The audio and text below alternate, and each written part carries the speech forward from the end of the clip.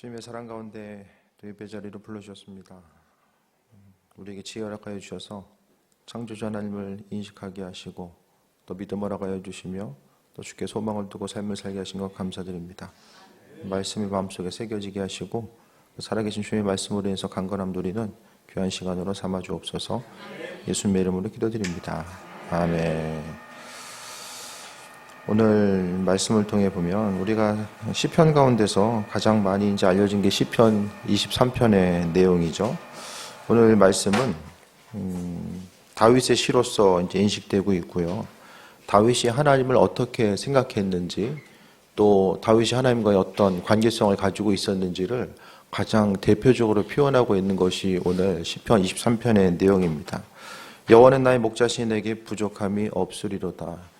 이 한 구절을 통해서 다윗이 가지고 있었던 주님과의 관계성, 그의 영성, 마음의 중심, 모든 것이 다 그 안에 또 담겨져 있음을 보게 됩니다.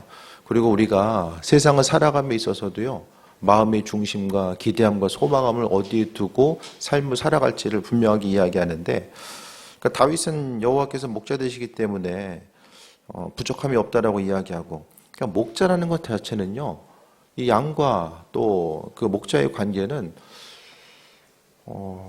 뭐라고 이야기할까요? 뗄래는 뗄 수 없는 이런 관계성. 그러니까 목자 없는 양은 언젠가는 죽음에 이를 수밖에 없는 맹수의 위협 앞에서 생명을 유지할 수 없는 관계. 그래서 다윗은 그가 목동으로서 목자로서 일하면서 맹수의 위협으로부터 또 양들을 지키기 위해서 그 생명을 걸고 움직였었던 그런 것들. 그런데 우리가 생각하기에 목자라는 것 자체는요, 이 직업으로서는 상당히 낮은 계층에 속합니다. 그 양을 지키기 위해서 집을 오랫동안 떠나 있을 때도 있고요. 추위와 맹수의 위협 앞에 노출된 이런 상황들을 이야기하죠. 우리는 하도 들어가지고 주님은 나의 목자시다라고 이제 이야기하는 것이 좀 어색함이 없지만, 이 당시에 보면은 목자다라고 하는 거, 아니 창조주 하나님께서 목자 되신다라는 것이 익숙한 개념은 아니었을 것입니다. 하지만 다윗은 그의 언어로서 하나님 자신이 그 관계성에 비춰보아서 누구인지를 생각했을 때에 그러니까 어떤 친밀함의 관계를 가장 잘 표현할 수 있는 관계가 목자와 또 양의 관계였기 때문에 예수님, 그 하나님을 향해서 이렇게 또 표현하고 있죠. 그래서 나의 목자시기 때문에 부족함이 없다라고 말씀하고 있는데, 이제 벌써 12월 달이 왔고 또 올 한 해를 마무리하고 내년을 준비해야 되는 이런 시간에 와 있잖아요. 한 해의 삶이 좀 만족하십니까?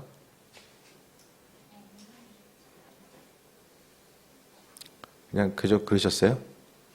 어떠세요? 한 해의 삶을 돌아봤을 때에 만족감이 있으셨습니까?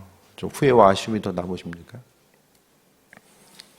중요한 거는 시간은 간 것이고, 또 하나님께서 우리에게 소중한 시간들을 허락해 주셨고 우리는 그 시간을 보내왔고요. 뭐 여러 가지 본질을 찾아서 우리가 움직였던 적도 있고, 본질 아닌 것에 대해서 집중하면서 그것이 마치 본질인 것처럼 속아서 움직일 때도 많이 있었잖아요. 그런데 핵심적인 것은요, 우리의 인생 가운데 항상 부족함, 그러니까 인생에 있어서의 문제와 어려움은요, 우리가 부족하다라고 느끼는 그것 때문에 많은 부분 다가오거든요. 그러니까 뭔가 주신 것에 대해서 만족하기보다는 삶에 있어서의 어려움으로 다가오는 것은 결핍의 문제. 그 결핍은 어디서부터 옵니까? 주님과의 관계성 가운데 결핍이 오는 것이 아니라 주변 환경 가운데서 우리 삶을 비춰봤을 때 이런 결핍의 문제가 많이 생겨지고 비교의식 가운데 많이 생겨지게 되잖아요. 근데 중요한 거는요, 제가 자주 말씀드리는 것처럼 우리의 인생이 부족함을 느끼고 삶에 있어서의 환경의 어려움을 경험하는 것의 그 이유 자체는요, 어떤 환경적인 요인이 아니라는 거예요. 대부분에 있어서 몸이 아프기 때문에, 뭐 돈이 없기 때문에, 또 다른 사람들이 내 마음을 몰라주기 때문에, 이런 환경 가운데 오는 거기서 이제 삶에 있어서 여러 가지 어려움들을 많이 발견하게 됩니다. 이 문제 때문에, 저 문제 때문에 이로 인해서 나는 어려움이 있고 고난이 있어 많이 생각을 하는데, 근데 성경은요, 이 근본적인 고난과 고통의 문제 자체를요, 주님과의 관계성에서부터 이제 그것을 중심으로 이야기합니다. 그러니까 모든 것이요, 결국 문제의 겉으로 드러나는 것은 어떤 사람 때문에, 환경 때문에 문제가 나타나는 것처럼 보여도 그 근본적인 중심은요, 주님과의 관계성. 그러니까 좀 더 쉽게 말씀드리면 우리 자신이 창조주 하나님께서 허락하신 은혜 가운데 만족감을 누리지 못하고 세상 가운데 어떤 기쁨의 요소를 계속해서 발견하고자 하기 때문에 세상 사람들과의 관계성, 세상 물질이 주는 관계성, 그런 그 보여지고 들려지는 것으로부터 계속해서 기쁨의 요소를 발견하고자 하기 때문에 궁극적으로 거기서부터 이제 문제들이 발생할 수밖에 없다라는 거예요. 근데 인생 가운데 기쁘고 행복한 삶을 다른 것이 아니라요. 오늘 다윗의 고백처럼 여호와께서 목자 되시기 때문에 부족함이 없는 것.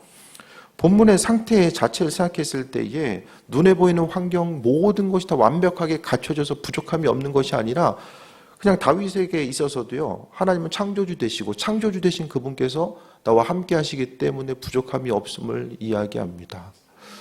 다들 이제 내년에도 계획과 목표가 있고 간절히 바라는 내용들이 분명히 있을 거예요.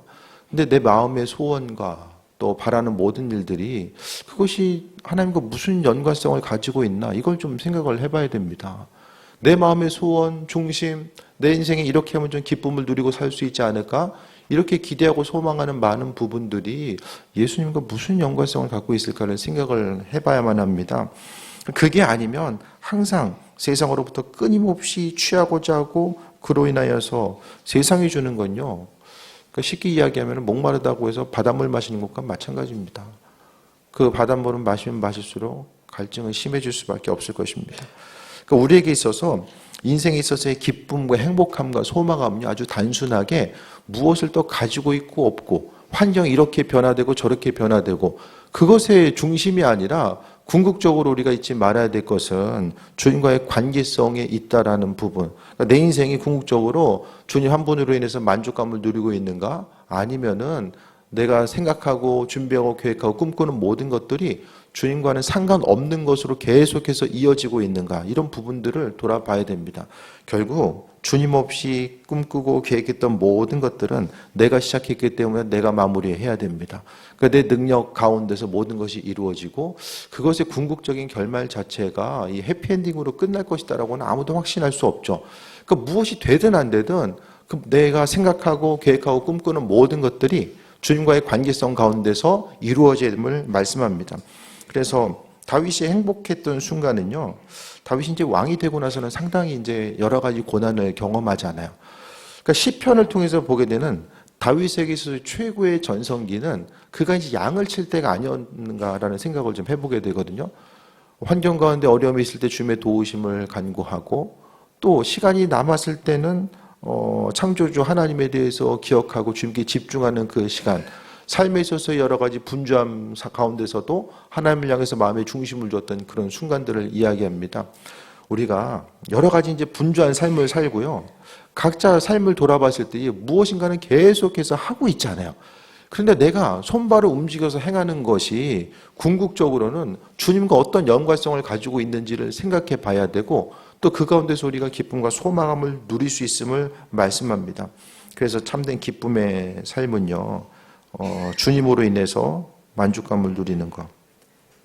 그런 얘기도 있잖아요. 가장 최고의 부자 누구인가? 가진 것에 만족하는 사람. 내가 가지고 있는 것에 만족하는 삶을 살아가는 것이 무엇보다도 또 중요한 부분임을 이야기합니다. 그러면서 2절에 그가 나를 푸른 풀밭에 누이시며 쉴 만한 물가로 인도하시는도다 라고 합니다. 주님의 도우심과 인도하심, 그 은혜 가운데 평강함을 누리고 있는 것. 그러니까 다들 삶을 살아가는 것 자체가 정말 이 대한민국이라고 하는 이 극한 이 경쟁 구도 가운데 있는 우리에게 있어서 참다운 쉼의 모습, 주로 어디서 쉬십니까? 우리가 쉼을 얻을 수 있는 곳이 어디입니까? 집에서는 좀 쉴 수 있으세요? 어디서 쉬십니까? 참된 쉼을 얻을 수 있는 곳이 우리는 어디가 있습니까? 몸이 쉬는 것도 중요하겠지만은 우리의 마음이 정말로 안식과 평안을 누릴 수 있는 그곳이 우리에게 있어서 어디 있는가? 그러니까 극한 환경이 어려움 가운데 있다라고 할지라도요. 금요일 날 잠시 그때 이제 우리가 야곱의 축복을 찬양하면서 말씀드렸던 것처럼 하나님께서 허락하신 은혜와 충만한 우리의 두 손과 두 발을 잡아주시고 우리로 하여금 스스로 나 자신에 대해서 스스로 생각하면서 내가 왜 이러고 있지? 왜 이런 생각을 할까? 스스로 자책하며 다른 사람 누군가가 나에게 뭐라고 하지 않아도 이 시대 가운데서 내가 나를 바라보면서 절망하기 쉬운 이때에 우리가 무엇보다도 하나님 보시기에 내가 누구인지를 기억하고 그분께서 내 인생 가운데 어떤 일을 행하고 계신지에 대해서 마음의 중심을 갖게 되면 주님에 대해서 돌아보고 기억하고 그 말씀 한 구절 또 기도할 때마다 하나님께서 허락하시는 그 마음의 감동, 그 짧은 순간을 통해서도 우리가 얼마든지 세이 먹고 나아갈 수 있는 은혜와 충만함을 경험하게 됩니다. 그러니까 오늘 다윗만 주께서 목자 되시기 때문에 마음의 기쁨과 평안함이 있고 3절에 내 영혼을 소생시키시고 자기 이름을 위하여 의의 길로 인도하신다. 그러니까 무엇보다도 환경 자체는 양을 치고 있는 그 순간이었지만은 하나님께서 허락하신 은혜가 얼마나 큰지 영혼을 소생시키신다라고까지 말씀하고 있는 것들을 발견하게 되면 우리의 삶에 있어서 어떤 참된 기쁨과 소망함, 하나님은요 우리 그 피조물된 우리 자녀된 우리들이 기쁘고 행복한 삶을 살기를 원하시거든요. 그 기쁘고 행복한 삶을 사는 방법을 하나님은 이 말씀을 통해서 주님과의 관계성을 이야기하고 있고 그 관계성 가운데 우리가 승리하는 삶을 살 수 있음 또한 말씀하고 있습니다. 그래서 영혼이 소생되는 거, 몸은 이전보다는 훨씬 더 편안한 환경 가운데 우리가 삶을 살잖아요. 그 몸이 편안한 것보다 중요한 것이 우리는 마음의 기쁨과 평안함, 또 우리의 영혼이 소생케 되고 기쁨과 평안함의 이 모습을 어떻게 우리가 누리고 삶을 살 것인지를 돌아봐야 됩니다. 환경 때문에 어려움 당하고 내 인생에 있어서 이 기쁨과 소망함이 다른 누군가 사람 때문에 환경 때문에 이 사람이 이렇게 하면 내 삶에 있어서 기쁨이 있고 환경이 이렇게 변하면 내가 기쁨이 있고 그 전에도 말씀드렸던 것처럼 우리 인생 가운데 기쁨과 소망함 이 모든 것들이 주권 자체를 다른 사람이 쥐고 흔들게 해서는 안 된다는 거예요. 이 환경이 흔들고 사람이 흔들다면은 내 인생의 기쁨을 내가 찾아서 내 주체적으로 움직일 수가 없고 항상 환경 따라서 내가 어쩔 수 없는 이 환경 따라서 움직이다 보면 그 안에서의 고난이 가중될 수밖에 없음을 말씀드립니다. 그래서요 내 인생에서의 기쁨을 주님과의 관계성 가운데 두고 그분께서 무엇을 말씀하시고 어떤 방향으로 어떻게 그러니까 주님께서 공급하심 아버지께서 우리 인생 가운데 공급하심을 경험하면서 삶을 살아가는 거죠. 그래서 그 기쁨 가운데 그 주님으로 인해서 만족감을 누리고 삶을 살아가는 거. 그래서요 다시 한 번 말씀드리지만 삶에 있어서의 공허함이나 다른 그 어려움이 다가왔을 때 이 문제를 어떻게 해결할 수 있을까? 스스로 무엇을 더 하면서 삶을 살아갈 수 있을까를 많이 고민하는데 그것보다는 신앙인들이 가장 모든 문제, 다양한 문제 가운데서 우리가 돌아봐야 될 것은 항상 주님과의 관계성이라는 사실을 잊지 말아야만 합니다. 첫 번째로 어떤 환경에 어려움이 있든지 간에 주님과의 관계성을 통해서 그 문제를 바라볼 수 있는 그런 부분들이 선행되어야 됩니다. 4절 보면 내가 사망의 음침한 골짜기로 다닐지라도 해를 두려워하지 않을 것은 주께서 나와 함께 하심이라. 주의 지팡이와 막대가 나를 안위하시나이다. 안위하신다라는 게 위로하신다라는 거거든요. 주께서 고난 가운데 있다라고 할지라도 우리를 위로하신다. 그 기독교 신앙은요 머리와 생각으로만 존재하는 것이 아니라 우리의 삶을 통해서 구체적으로 일하시는 하나님의 손길을 바라보는 거예요. 그러니까 지금까지도 신앙인들이 교회 가운데 모여서 예배 드릴 수 있는 건요 그냥 머리 관념적으로만 존재하는 하나님이 아니라 구체적으로 우리 인생 가운데 개입하셔서 일하시는 그분을 경험함이 있기 때문에 우리가 믿음으로 지금 살아갈 수 있는 거거든요.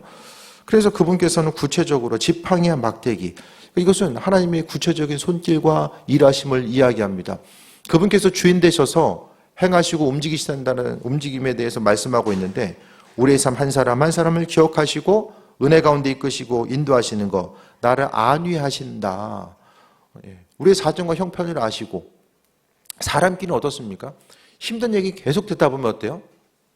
듣는 사람도 어려울 수 있잖아요. 근데 하나님께서는 우리가 무슨 이야기를 하든지 그분께 나아가서 간구하는 이런 제목들에 대해서 기억하시고 또 온전한 방향으로 이끄시고 함께 하시는 분임을 말씀합니다. 5절에 주께서 내 원수의 목전에서 내게 상을 차려주시고 기름을 내 머리에 부으셨으니 내 잔이 넘치나. 이게 무슨 얘기냐면 이 전쟁이 끝나고 나면 이 고대 군동 가운데서는 전쟁 이후에 이제 그 승리한 군인들을 위해서 잔치를 베풀어 줍니다. 적들은 옆에 있고 그 옆에서 이제 잔치를 베풀어요. 근데 포로로 잡은 이들 적들은 그 잔치에 참여할 수가 없는 거예요. 그래서 그 적들 앞에서 하나님께서 이제 상을 차려주시는 것을 이야기합니다. 그래서 환경에 어려움은 있지만 은혜 가운데 함께 하심을 발견하는데, 근데 오늘 본문 가운데 주목해 볼 수 있는 것은 이 나라는 1인칭 자체가 이 성경뿐만 아니라 이 23편의 원어를 통해 보게 되면 23번이나 17번이나 17번. 나에게 있어서의 하나님이 어떤 분이신가, 지금 나를 계속 강조하면서 내게 있어서의 하나님께서 어떤 일을 행하셨고 그분과의 관계성이 어떠한지를 아주 구체적으로 표현하고 있습니다.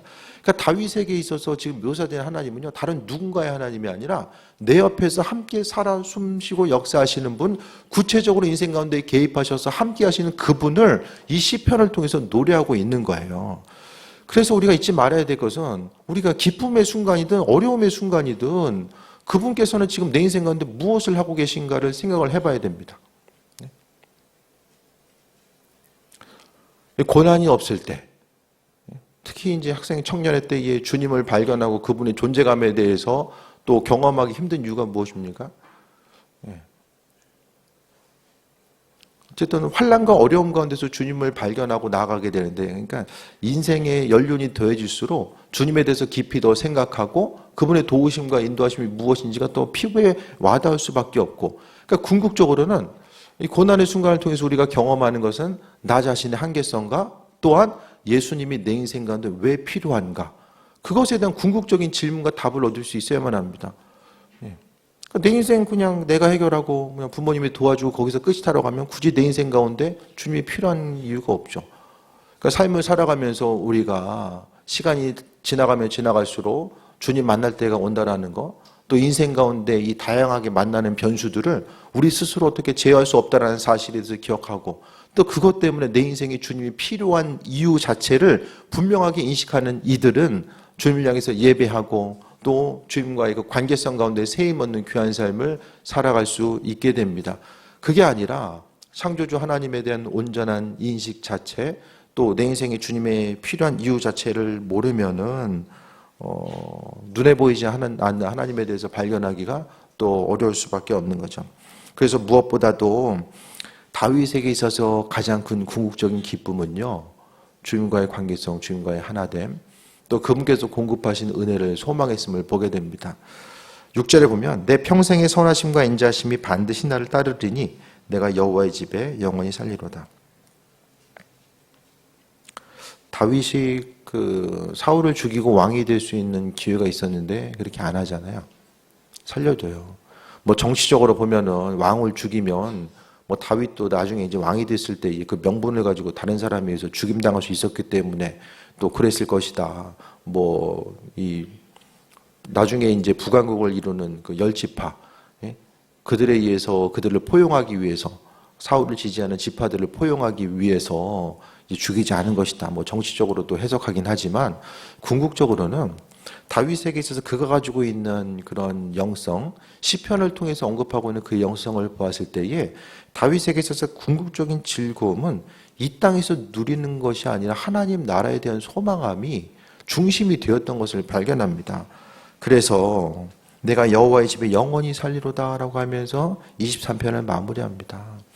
이 땅 가운데 다 계획하고 준비하고 목표를 이루고,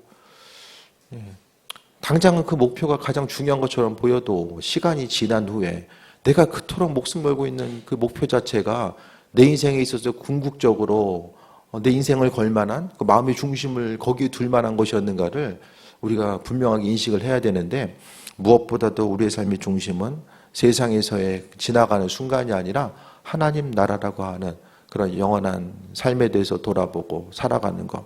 그래서요, 이 땅에서 무엇이 있든지 없든지, 몸이 건강하든 뭐 아프든 우리가 마음에 조금 더 여유를 가지고 살아갈 수 있는 것은 바로 하나님 나라가 우리에게 있고, 또 하나님 나라를 우리를 초청해 주셨기 때문입니다.